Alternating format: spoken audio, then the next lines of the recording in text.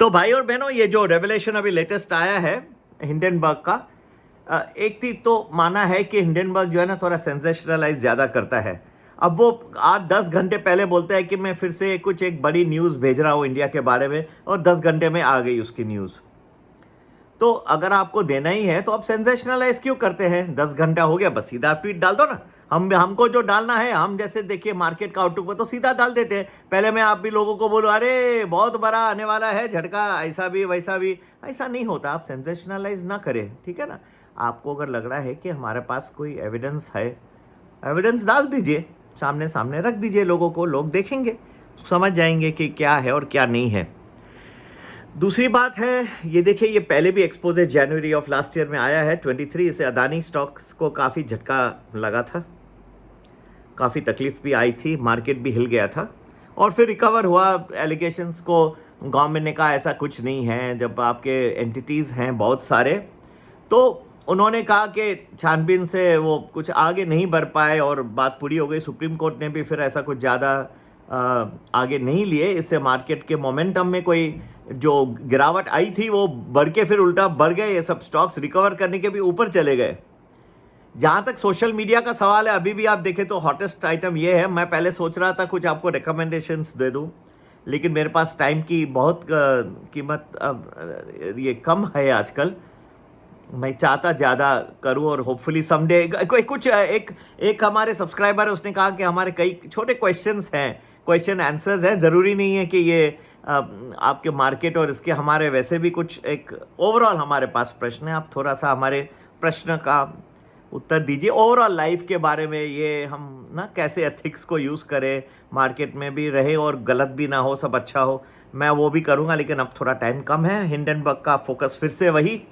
देखिए, अगर उन्होंने कहा है कि कोई ऑब्सक्योर ऑफ ये एंटिटीज़ हैं जहां से उन्होंने इन्वेस्टमेंट्स किए हैं, सेबी चेयर ने किए हैं और जो भी विनोद अदानी जी ने किए हैं, जिसने भी किए हैं, तो गवर्नमेंट को अब तो वो तो डिनाई करेंगे सभी लोग।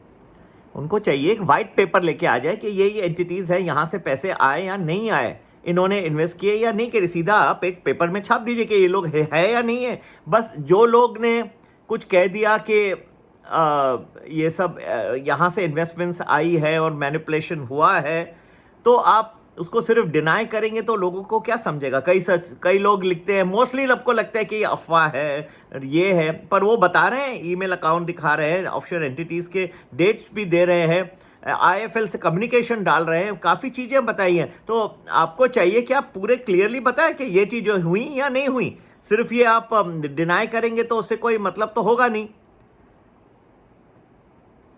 बाकी ऐसे ही कहना कि ये देशद्रोही हैं और सोरोस से मिले हुए हैं, चाइना वगैरह, तो ये तो कोई मतलब, बस ये सब बातें छोड़ दीजिए। इमोशंस का फिर ये है वो है, ये तो हम सब, मैं तो अपना हर वीडियो में जय हिंद जय भारत कहता हूँ।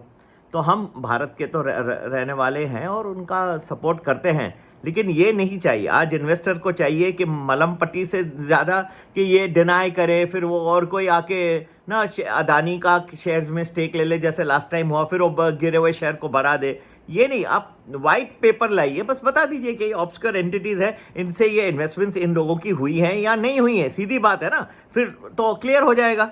ये तो मैंने तो कोई देखा नहीं है। जो इन्होंने लास्ट टाइम भी जो इंडिकेट किए थे, बस आप बता दीजिए कि ये हुए या नहीं हुए, सिंपल।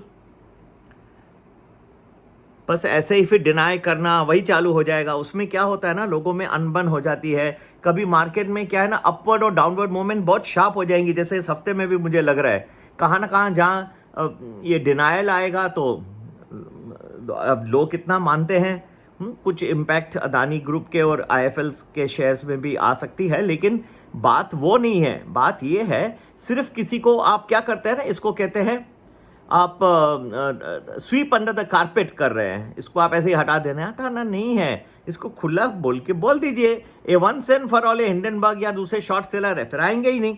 आप उनको बता दीजिए भाई, ये जो आप एंटिटीज़ बता रहे हैं जहाँ से आपके पैसे आए हैं इधर, ये दिनों में ये पैसे आए ही नहीं थे, ये सब चीज़ें ही झूठी है, ये तो प्रूव करिए ना। इतना तो बता दीजिए उसको, और पब्लिक को भी मालूम पड़ जाएगा कि ये चीज़ें आई या नहीं आई, सिंपल।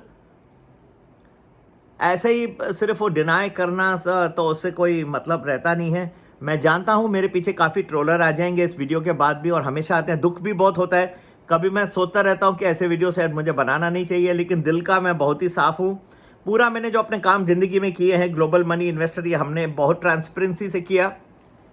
कभी भी किसी शेयर्स में या किसी ऑप्शंस में हमारी कोई पोजीशंस नहीं रही जिसमें हमने कोई भी लाभ किसी भी फॉर्म में उठाया। छोटे सब्सक्रिप्शन रखते हैं हम लोग ताकि लोग जो हमें फ़ायदा उठा सके, हमारे भी थोड़े डेटा कॉस्ट निकल सके। उसको छोड़ के मैंने ऐसे कोई भी कार्य नहीं किए, ना करने की इच्छा है। लेकिन मेरा ये छोटा स्टेक था। मैं चाहता कि गवर्नमेंट आए, जब तक ये पूरी तरह से एक बार ट्रांसपेरेंटली खुलेगा नहीं, ये मार्केट ऊपर भी जाएगा और नीचे रहेगा, थोड़े स्विंग्स आते रहेंगे। किस वक्त पे फिर ग्लोबल चीज़ें आएंगी वो मैं आपको बाद में बताऊंगा, पर इस हफ्ते में मेरे ख्याल से ये स्विंग्स चलेंगी और हम अपने प्रीमियम वैल्यू में पूरा बता देंगे कि कहाँ पे अपसाइड और कहाँ डाउनसाइड रहेगा। तो आप भी ज्वाइन कर सकते हैं। प्रीमियम वैल्यू और पूरे हफ्ते का प्रेडिक्शन आपको एडवांस में मिल जाएगा। मैं चाहता कि ये दोबारा नहीं आता, लेकिन आया है तो ऑपोजिशन भी इसका लाभ उठाएगी। हाँ, राहुल गांधी जी अब थोड़े आजकल ज़्यादा वो हो गए हैं, एंथ्रिल्ड हो गए हैं, तो ऑलरेडी स्टेटमेंट्स जयराम रमेश जी से कल आए। और पर कॉन्फ्लिक्ट ऑफ इंटरेस्ट भी, एक तो हिंडनबर्ग का भी गलती है कि उसको सेंसेशनलाइज नहीं करना चाहिए, दूसरा है ये कॉन्फ्लिक्ट ऑफ इंटरेस्ट भी नहीं रहना चाहिए। तो दोनों साइड्स में आप देखें कुछ गलतियां हैं, तो बीच का रास्ता कुछ सही होगा। ऐसा इतना आप जब 8-10 घंटे में वैसे भी आप डाल ही रहे हो तो एक्सपोज है, तो आप फिर 10 घंटा पहले क्यों बता रहे हो कि एक्सपोज, यार आप थोड़ा सेंसेशनलाइज करते हैं। अब हम भी कभी बताते हैं, मुझे लगता है कि बड़ी गिरावट अगर आपने देखा होगा इलेक्शन डे पे मुझे नज़र आ रही थी कि ये रिजल्ट अच्छे नहीं आएंगे परफेक्ट, तो मैंने तो सेंसेशनलाइज नहीं किया। मैं तो बोलते बोलते अपने वीडियो वहाँ से लोग कुछ समझ लेते हैं। मैंने कहा था इस बार रिजल्ट्स परफेक्ट नहीं आएंगी। मैं तो सरप्राइज हो गया था जो ये एग्जिट पोल के, मैं बोला भाई लगता है मैंने भी जाके ग्राउंड वर्क किया था। अभी हमारे पास तो रिसोर्सेज इतने नहीं है जो इतनी बड़ी एजेंसीज के हैं, लेकिन मुझे ऐसा नज़र नहीं आया था इतना बड़ा, क्योंकि कई इश्यूज और भी थी। एनीवे, ऑपोजिशन इसका लाभ उठाएगी। ये जो नया एक्सपोज आया है, मैं चाहूँगा कि आप लोग भी शांत रहें। स्विंग्स वाइल्ड होंगी, जिनके पास डेरिवेटिव्स ऑप्शंस पोजीशंस हैं, जब तक आपको टाइमिंग्स बरोबर नहीं मिलेंगे आप कर नहीं पाओगे, नहीं तो रॉन्ग जगह पे अटक जाओगे। और आप लोगों को बहुत ही संभाल के इस वक्त ट्रेडिंग करनी होगी। कुछ चीज़ें जैसे कि गोल्ड है, इसमें जब अनसर्टेनिटी बढ़ जाती है तो फिर ये उसको बूस्ट मिल सकती है इस हफ्ते में, तो एक ये चीज़ रह सकती है।